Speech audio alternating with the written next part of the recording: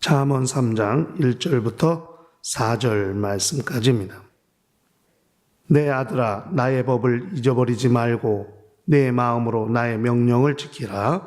그리하면 그것이 너로 장수하여 많은 해를 누리게 하며 평강을 더하게 하리라.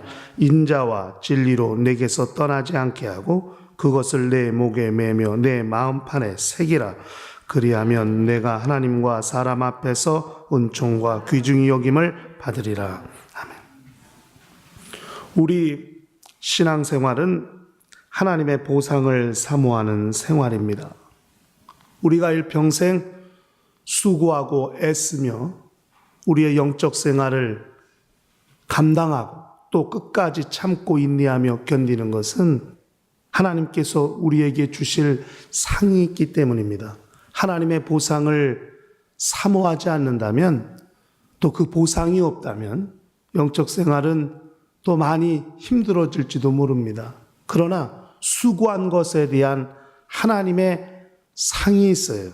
하나님의 말씀을 듣고 순종한 자들에게 하나님이 베푸시는 은혜가 있고 또 말씀을 듣고 순종하며 사는 삶이 하나님이 우리에게 주시는 복을 얻는 첩경이 된다는 것을 알고 있기 때문에 우리는 영적 생활을 잘 감당할 수 있습니다. 잠언 3장부터는 그 지혜를 사모하는 자, 지혜를 구하는 자들, 지혜 있는 삶을 추구하는 자들에게 하나님께서 어떻게 구체적으로 역사하시는가를 기록하고 있습니다. 특별히 1절부터 10절까지는 하나님이 주시는 보상과 보장에 대해서 이야기를 하고 있어요. 4절까지는 하나님이 주시는 보상, 또 5절부터 10절까지는 하나님이 무엇을 우리에게 보장하고 계시는가를 말씀하고 있는데 오늘 1절부터 4절까지의 말씀, 하나님이 보상하시는 것이 크게 두 가지 방향에서 하나님께서 보상을 하시게 됩니다. 하나님의 말씀, 하나님이 우리에게 주시는 말씀을 순종하는 자에게 그 순종하는 삶과 그들에게 하나님이 약속하신 보상이 뭔가. 두 번째는 인자와 진리를 행하는 사람, 실천하는 사람, 그렇게 사는 사람들에 대한 삶과 그들을 향해 하나님께서 무엇을 보상해 주시는가를 말씀하고 있습니다. 법과 명령, 하나님의 말씀을 순종하는 삶을 1절에서 말씀하고 있어요. 그래서 나의 법을 잊어버리지 말고 내 마음으로 나의 명령을 지키라 하고 했습니다. 이 법은 토라거든요. 율법을 말하는 건데 그 법을 잊지 말라는 거예요. 무시하지 말라는 거예요. 마치 바둑이나 장기 같은 것들 사람들이 둡니다. 그러면은 바둑을 돌을 놓든지 장기를 할 때 실수해서 잘못 놓는 경우가 있어요. 착오해서 수를 계산을 잘못해서 마치 잊어버린다는 말이 그렇게 잘못 두다는 겁니다. 아무 생각 없이.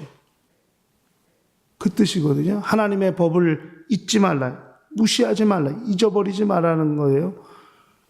그렇게 살라 하는 겁니다. 그리고 그 명령을 지키라 했습니다. 이 명령이란 말이 법령이거든요. 법 밑에 있는 법령이거든요. 그러니까 이건 원어로도 달라요. 율법을 토라라고 하면 이 명령은 미tz바라고 그래서 그 시행 규칙들을 말하는 겁니다. 그것들을 지키라 했어요. 어떻게? 마음으로. 그러니까 우리가 영적 생활이 육체로만 하는 것이 아니라 영적 생활이 마음으로 움직이는 거 아닙니까? 마음으로 하는 거 아닙니까? 마음, 내 마음으로 움직여서 하나님의 말씀을 지키려고 해야 한다는 거예요. 예수께서도 입술로는 주여 주여 한다는 거예요. 그러나 마음은 내게서 멀다 하고 주님이 말씀하셨습니다. 그만큼 겉으로는 마치 하는 것 같이 하지만은 그러나 마음이 요동하지 아니하고 마음이 움직이지 않는 그런 사람들의 모습을 보게 된다는 것이죠. 그러니까 순종이라는 게 뭐냐? 마음을 다할 때 순종하는 삶을 산다고 말할 수 있다는 것이죠.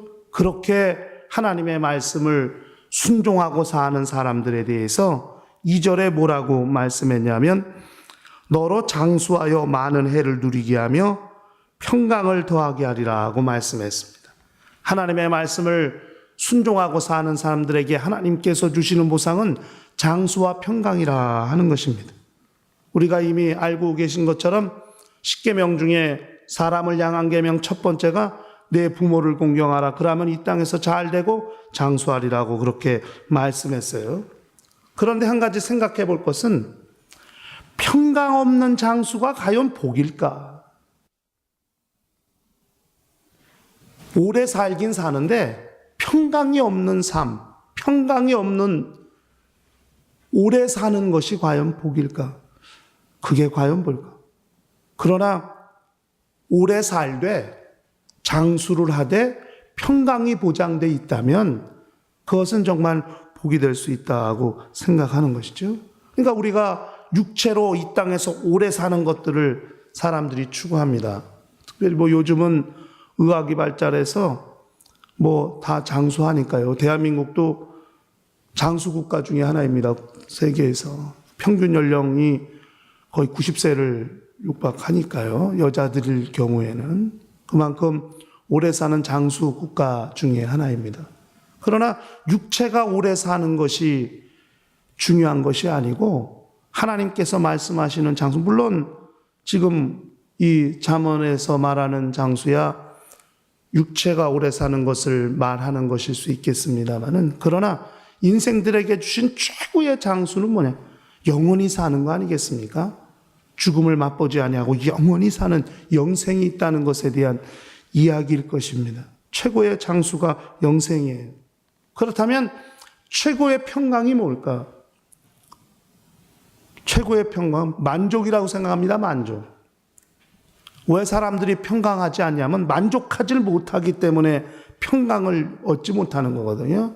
삶에 만족하지 못하는 거예요. 초가 삼간이라도 만족한다면 그건 평강할 것입니다. 평안할 것입니다. 그러나 아무리 얻어도 만족을 얻지 못하니까 결과적으로 평강을 얻지 못하는 거거든요. 그러니까 그 평강이 없는 시대, 요즘 시대가 마치 그와 같지 않습니까? 초조하고 불안해하고 얼마나 두렵고 무섭고 밖에 나가서 길을 다니는 것들이 무섭고 두렵고 요즘은 그렇게 두려운 시대입니다. 무서운 시대를 살고 있습니다. 평강 자체가 없는 시대. 오래 살면 뭐하나 하는 것이죠. 그것이 오히려 고통일 수도 있겠다. 어떻게 보면 극단적으로 얘기하면 저주일 수도 있겠다. 이런 생각이 듭니다. 그러나 평강을 얻고 사는 삶, 비록 오래 살질 못한다 할지라도 자기 삶에 만족하고 사는 삶은 평강한 삶이 될 수 있다 하는 것입니다. 그러나 하나님께서 말씀하시길 하나님의 말씀을 듣고 그 말씀을 지키고 그 말씀을 순종하는 자들에겐 이 두 가지를 겸하여 주신다고 그렇게 말씀했습니다. 그 다음에 3절과 4절은 인자와 진리를 생활하는 자에게 주시는 보상입니다. 여기서 말하는 인자는 사람을 말하는 게 아니고 자비, 인자하다 할 때 자비, 또 은혜, 긍휼을 가리키는 말입니다. 그러니까 은혜와 진리를 말하는 거거든요. 우리가 쉽게 말하면 은혜와 진리를 말하는 것입니다. 그러니까 하나님께서 우리 인간들에게 베푸시는 인자는 은혜 아닙니까? 구원, 은혜.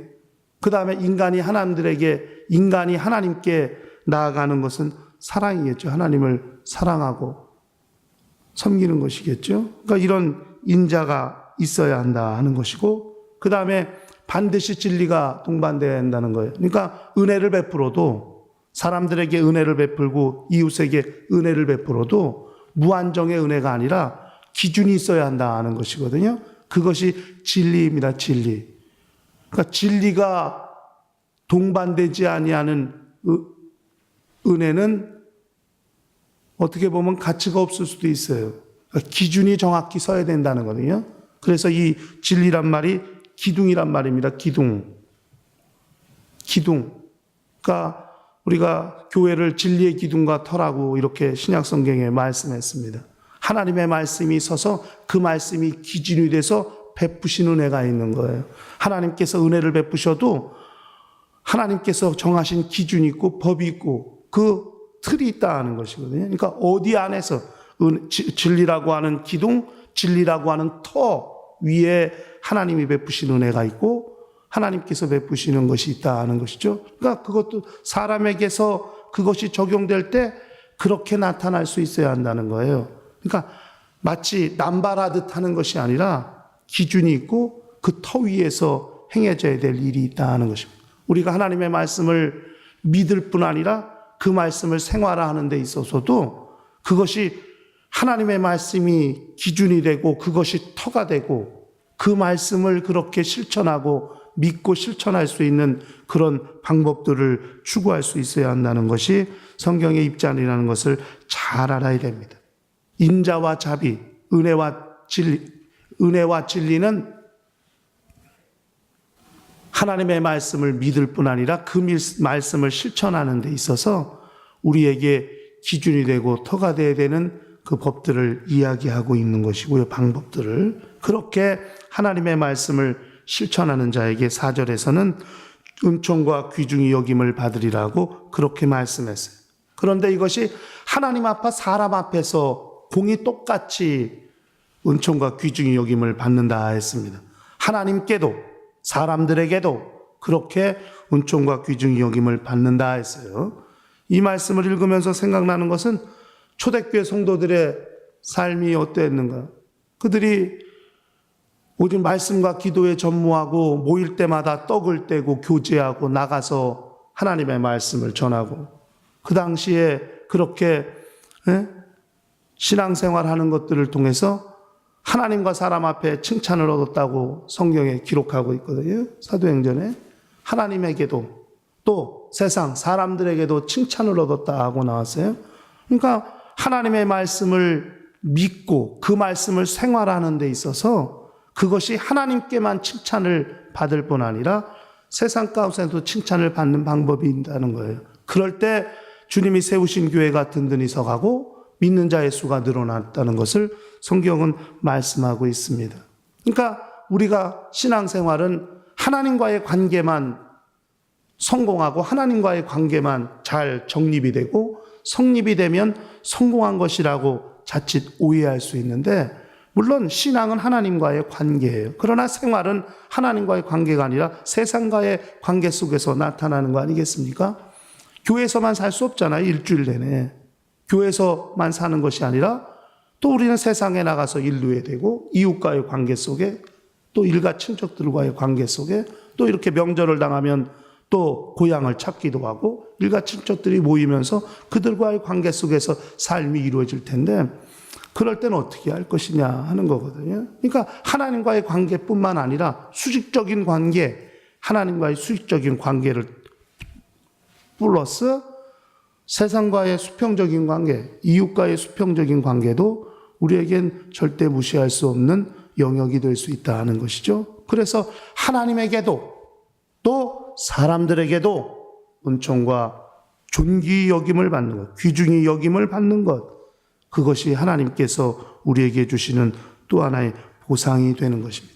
그러므로 하나님의 말씀을 듣고 순종하는 신앙적인 차원에서도 하나님이 주시는 보상이 있고 또 은혜와 진리를 가지고 그 말씀을 실천하고 생활하는 삶의 영역 가운데서도 하나님께서 주시는 보상이 있다. 성경은 이렇게 두 가지 방향의 하나님이 주시는 보상을 말씀하고 있습니다. 영적 생활은 하나님과의 관계에서도 성공해야 되고 사람과의 관계에서도 성공할 때 온전한 영적 생활이 될 수 있는 거예요. 그래서 잠언은 항상 이 두 가지 방향을 결코 무시하지 아니하고 조화를 이루고 있다 하는 것이죠.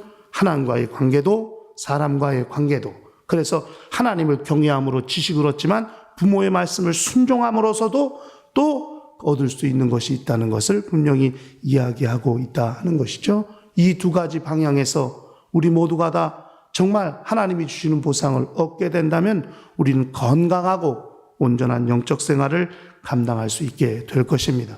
하나님의 말씀을 순종할 뿐 아니라 인자와 진리로 은혜와 진리로 그 말씀을 실천함으로써도 하나님이 주시는 보상을 얻게 됨으로써 신앙생활 자체가 온전하고 건강한 영적 생활이 될 수 있도록 하는 거룩한 영혼들이 될 수 있도록 하시기를 예수 이름으로 간절히 축원합니다. 다 같이 통성으로 기도하십시다.